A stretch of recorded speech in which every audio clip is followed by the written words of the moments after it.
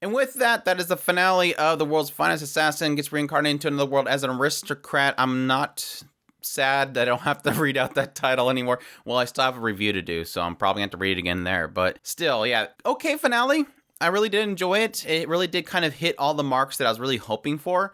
Like I said previously, my desire was for them to have him at least fight something that was supposed to be a hero, which, like I kind of predicted, this Satanta guy ended up not really being the hero, but it was implied that he would be the hero, so I was kind of assuming that would be at least what we needed to have in this climax. The sad thing is, it seems like after the cast, they decided to reveal the hero, but at the same time, my prediction that I was having after I got done recording and posting my last video was that my thought process was going towards Tart. That Tart would end up being the hero, and it would be like a really cool twist for them to actually do, is having this character that is kind of being discarded and keeps being hinted at as having this bottling up that's happening. Maha keeps saying about how Tart loves Lou, and Lou keeps ignoring her, and she keeps bottling this stuff up, and she's gonna explode.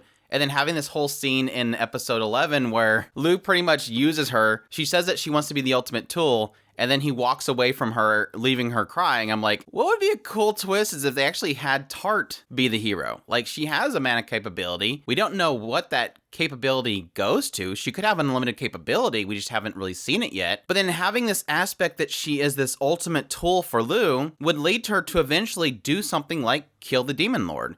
If she is the ultimate tool, then if the Demon Lord threatens the world, she would be that tool to defeat the Demon Lord. But then the reason why she goes berserk is because Lou never reciprocates her love, and so she goes berserk, and that's the whole trigger of everything. I don't really see the writer going that direction, but it would be a really interesting twist for everything. But yeah, they technically imply that they have introduced the hero, which is this Epona Rhiannon or whatever. I'm assuming just probably a not implied gender character that will probably end up being a female that ends up in Lou's harem. Let's be honest. We all knew that the hero would end up being a female that would end up in Lou's harem. It's just an inevitability. So I didn't quite get why Lou was so surprised that Setanta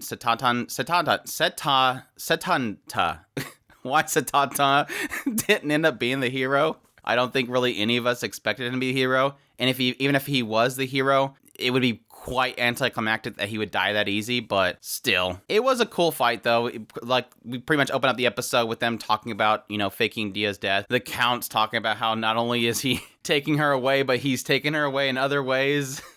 But yeah, their whole desire was to fake her death, but then that's when this, I'm going to call him Kron's Hound. Kron's Hound shows up and chucks Gable right through the window and pretty much destroys the upper building. And then challenges Lou, because Lou ends up making his cannon and fires it at him, and he starts going berserk, and that regenerates himself. But I guess the reason why Lou believed that he was going to end up being the hero is because he was actually fighting back against the side effects of the berserk, which is where they pretty much lose their mind. And yet he's able to control himself, so that thus implies that he has some sort of special ability because he's able to fight the side effects of berserking. But Lou's kind of fearful. He doesn't think he can actually beat him, but he is an assassin, so he's gonna beat him.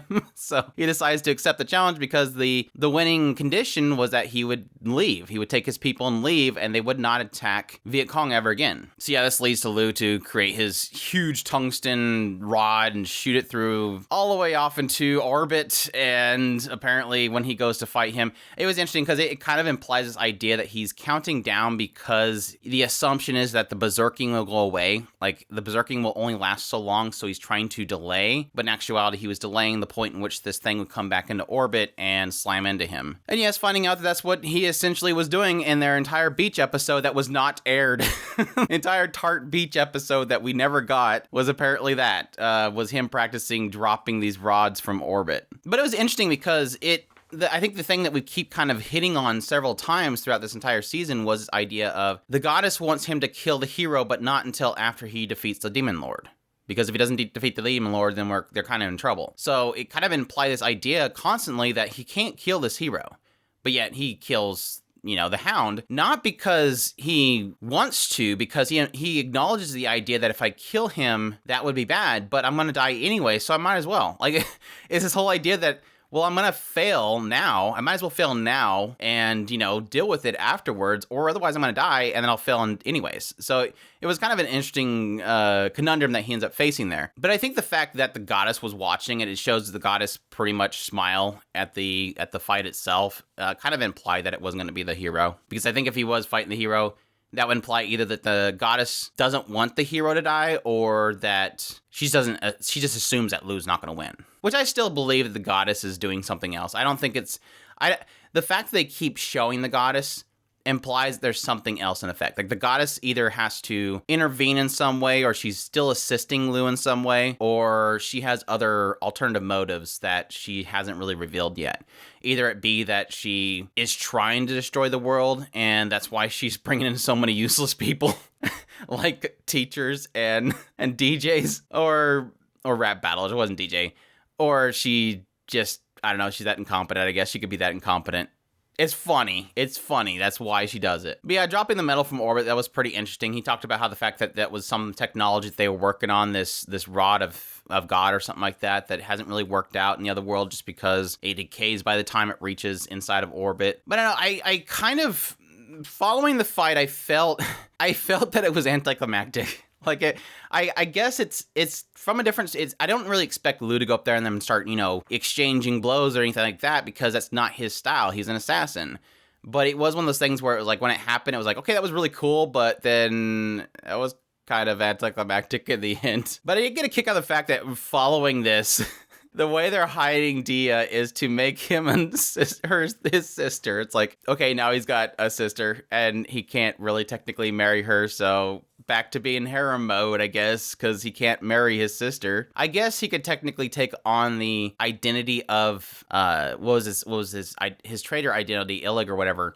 He could take on his traitor identity and marry her. I guess that would be the way that he could do it. But yeah, like I mentioned, it pretty much ends the episode with the hero appearing in the Alvin Kingdom, and that is Epona Rionan, whatever that name is.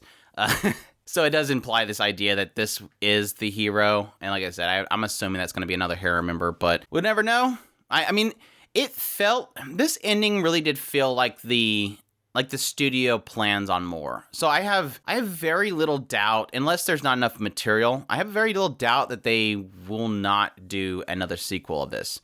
I really do see this, if I said that right. I do see this having a sequel. I see them doing another season adaptation of this, just because, like I said, the way that it ended, like I said, felt very anticlimactic, and it didn't feel like a rushed, go read the manga type of ending, or light novel type of ending. It really did feel like a, we'll see you next episode kind of ending. So if it ends up being a source material bait, it's a really meh ending, but at the same time, I don't see this ending here, so we'll see though. That's my thoughts on the finale. Overall, solid show. Not an insane show, because I think it kind of dropped off for me, but I'll definitely get into more detail of that when I do my review of it. Definitely look forward to that. If you join me weekly for impressions of this, I definitely appreciate you guys sticking around. And if you can, subscribe if you haven't already, and stick around as we get into reviews of all this season, all the finales, and then getting first impressions of the next season, and then moving on into some other shows to do weekly impressions on. Definitely looking forward to next season. I hope you guys are too. Thank you all for watching. As always, if you do want to support our channel, there's links in the description below. We definitely appreciate everybody that does, and y'all take care.